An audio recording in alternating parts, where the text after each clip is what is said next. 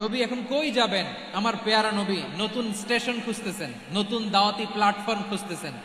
তিনি যায়েদ বিন হারেসা রাদিয়াল্লাহু তাআলা আনহুকে নিয়ে মক্কার পাশের একটা নেইবরিং সিটি তায়েফে চলে গেলেন। কোথায় চলে গেলেন? লালমনিরহাটের ভাইয়ের আওয়াজ করে বলেন, কোথায় গেলেন? তায়েফে চলে গেলেন দিনের দাওয়াত দেওয়ার জন্য। কি দেওয়ার জন্য? নাকি জমি কিনতে গেছিলেন? জমি কিনতে, দুনিয়ার যশ খ্যাতির জন্য, নিজের কোনো লাভের জন্য? তায়েফবাসীদেরকে জাহান্নামের আগুন থেকে বাঁচানোর জন্য। আওয়াজ করে বলতে হবে, ঠিক কিনা? বিশ্বনবী বিশাল মরুপথ, পাহাড়ি পথ পাড়ি দিয়ে তায়েফের মরুজমিনে গেলেন কোরআনের দাওয়াত নিয়ে, ইমানের দাওয়াত নিয়ে। কিন্তু তায়েফের লোকেরা বিশ্বনবীর দাওয়াতকে শুধু প্রত্যাখ্যান করেই থামে নাই, তারা বিশ্বনবীর সাথে অত্যন্ত খারাপ আচরণ করেছে।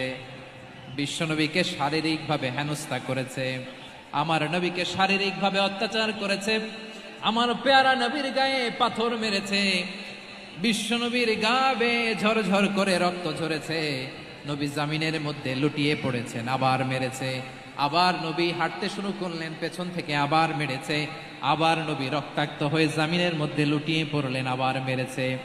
বিশ্বনবীর মতো এত সুশ্রী মানব, বিশ্বনবীর মতো এত শুভ্র মানব, বিশ্বনবীর মতো এমন চমৎকার দেহাবয়ব দিয়ে রব্বুল আলামিন কাউকে বানান নাই। এরকম চমৎকার মানুষটাকে তারা তায়েফের ওই জমিনে রক্তাক্ত করেছে। বিশ্বনবী দুনিয়ার কোনো স্বার্থের জন্য সেখানে যান নাই, নিজের কোনো লাভের জন্য, প্রাপ্তির জন্য যান নাই, তায়েফবাসীদের জাহান্নামের আগুন থেকে বাঁচাতে গিয়েছেন। ঠিক কিনা বলেন?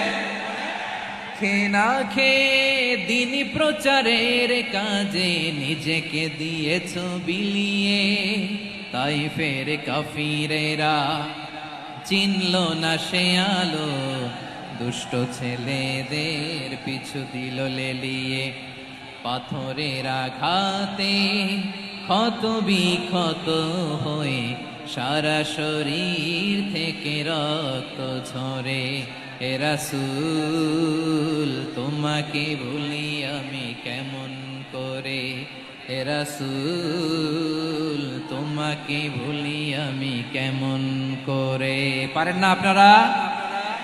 ধরুন আমার সাথে, হাজার ব্যথা বেদনার পরে ফিরে আসনি তুমি আপন ঘরে, দিনের আলো তুমি ছড়িয়ে দিতে চলে গেলে মদিনায় মক্কা ছেড়ে।